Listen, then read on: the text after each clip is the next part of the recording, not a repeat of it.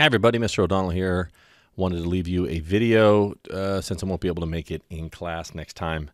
So if you would please give this a watch and help you finish up with our first challenge of the classroom, our first assignment. And so remember, this was when we were doing infographics, and I think a fair amount of you have gotten a pretty good jump on this thing.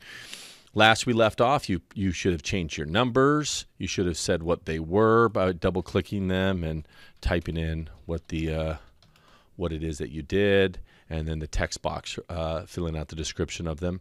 Many of us have probably started adding our little images that go along with them. I say you can add these icons from the Noun project. You don't necessarily have to use these. You can use others, but I thought they would be kind of a nice way to be able to help tell your story. I wanted to show you a couple other tips of things to be able to do to help you personalize your infographic, and then also how to be able to submit it. So first off, if you notice that a lot of you have been asking about the color schemes and the font, and so I've already pre-chosen them and try to keep them the same. I would recommend that you keep them the same, but you make them your own if you would like. I would say don't necessarily jump around and make each number a different kind of look and feel. You want to kind of keep some sort of flow to the way the whole thing looks. So let's start off by the fonts. This one's called like Alpha Slab. And if you want to change any of them, these are actually not text boxes. That's what this is here. And notice how across the top, the toolbar looks differently than when you click on one of these. These actually act more like shapes than a traditional text box here. Like here you would have to highlight all the words, and here you would have to double click it to get into it. So it's a little bit slightly different. So notice here, if I want to be able to change the font, I could go up here and say, okay, let's say I want to make it this one called Audio Wide, and now it changes it there.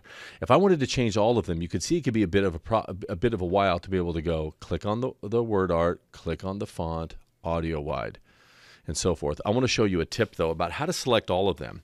I think a lot of you may know, like, oh, if you want to select everything, just draw a square around everything, and then it highlights them. But the problem is I only want to be able to highlight the numbers and the describers of what they are, not necessarily the rest. So here's a tip. I'm going to say click on one of your numbers, and then one of the boxes that go along with it, all of the colored ones. But now, how did I select one and the other? Is because you can't see this right now, but I'm going to, with my other hand, I'm using the control button. So by using the control button, click it, I can select multiple. And I can do this over and over again, being careful to definitely only get the things that I need to. You don't necessarily have to do this technique, but it's a nice one as you start to do more stuff with graphics to kind of help speed your process along the way. So you can see there I accidentally grabbed a text box, and you can click it again. And the whole time I am holding the control button. Now I'm going to let go of the control button, let go of my mouse, and if I go up here to my font and click on change it, and now you can see they all change. Like, oh, if I don't like that one, let me try something else differently. Let me try this particular one. And so that can kind of sort of an easy way to change all of them. Same thing applies if I want to change the color. If I want to change this color, I can hold control and select, let's say, just the ones that are red. And now I could just go and change all of those to whatever color that I want.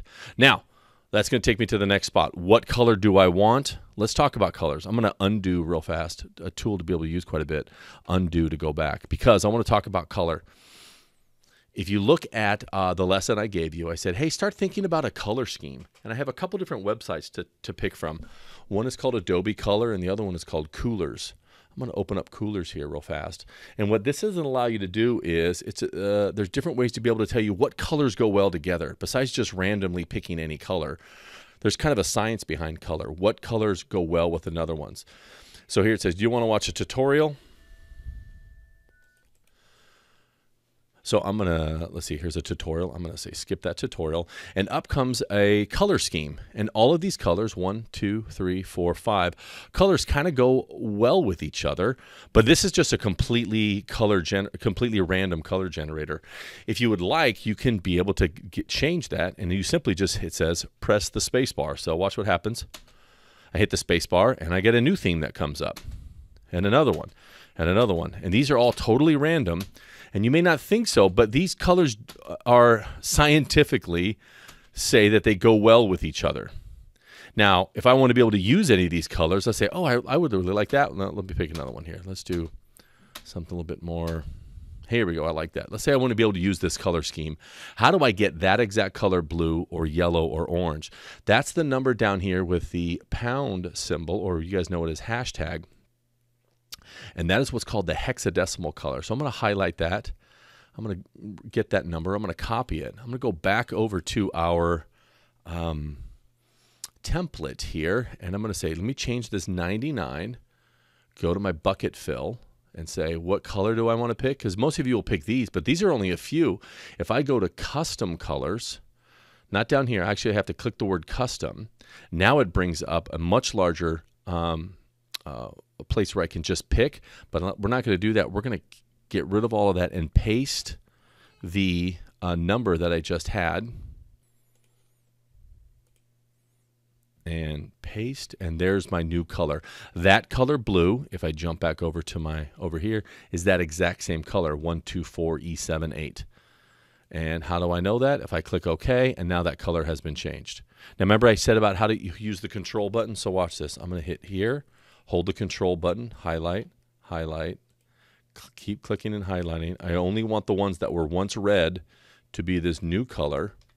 Now I want to go back to my bucket fill, and I don't have to do custom because actually it remembers the color from the ones that you've done. So I can click here and say, okay, there's those blue ones. Go back over to coolers and say, okay, now I want to be able to say, let's get that orange color, and do the same thing again. Copy that, and I'm going to change these, let's say these green ones, to that new color that I picked. Go to the bucket, click on custom, change that number to this number, and now that drops that in there. So that's coolers. And here's another tip on coolers. Let's say if I really like this gold here, but I don't like the other ones. I could actually click the lock button. Now when I hit spacebar, watch what happens. It's always going to keep this gold one and give me other color patterns that go along with it. Or what if I say, oh, I like pink, but I also like gold. You can lock two colors. Now it's going to give me other ones that will match all of those. So kind of a fun way to be able to pick. That's called coolers. I'm going to go back over to our thing and show you even another one called Adobe Color. This one will bring up a color wheel and teach you a little bit about colors, because there's these different sort of ways in which colors work well with each other. So if I hit the drop down, I can say that there's these different sort of color rules. Like this one is a 3-prong color wheel called the triad, or I can click complementary colors, or I can do monochromatic colors and analogous colors. And watch what happens. I'm going to go back to the triad, and what I can do here is I can simply just spin the wheel. I can go in and out, and it's changing these particular colors. And down here, if I go to the bottom, it's hard to be able to see it, but if I scroll to the bottom, it'll now show that HEX. There's that number again, that hexadecimal number that I'll ultimately need. That is what I can copy and paste if I want to be able to drop that in there. All right, so the last thing about color here is, if I look at mine, well, I had this long sort of little header up here that has my old colors. And you can't necessarily change all of them because I made that somewhere else. But if you get rid of that, I highlight and hit delete. And let's say I'm going to be able to make your own. Let me show how to do that. I'm going to insert. Let's talk about some shapes. I'm going to insert a rectangle of a shape and do it like that. I'm going to now match it to say, let's make it that color. There's a little black outline around the whole thing. I'm going to turn that off, make that transparent. And now I have this color is going to match that. I can copy this rectangle, and I'm going to paste that rectangle. Now I have two of them. I can sort of match them up next to each other and say, okay, now I want this one to be that same blue. And I can do the same thing to the other colors that I have if I want to be able to have the same kind of a theme through the whole thing. So that's a little lesson all about colors.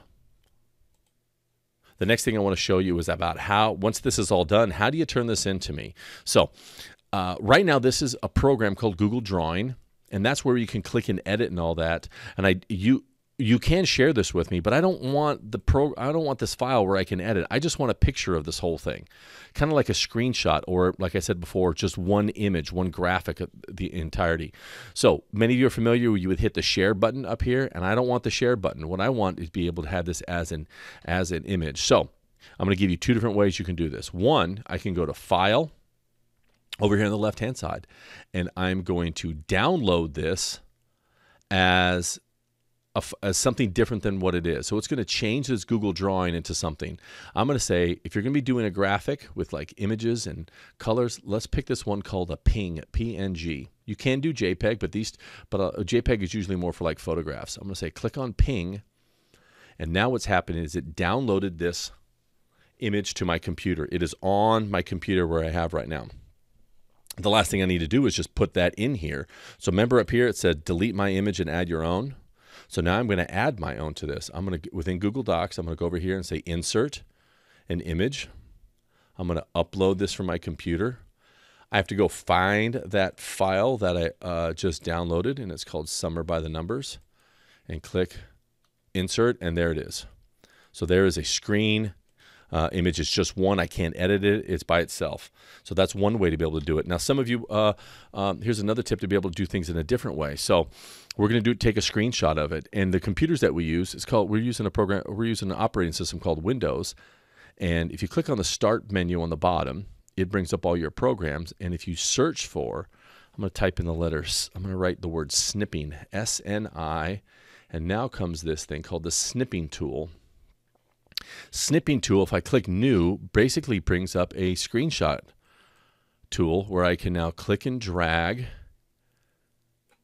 and it basically took a screenshot of it, and I can go to edit, copy that screenshot, and go back over here and to my spot and hit paste.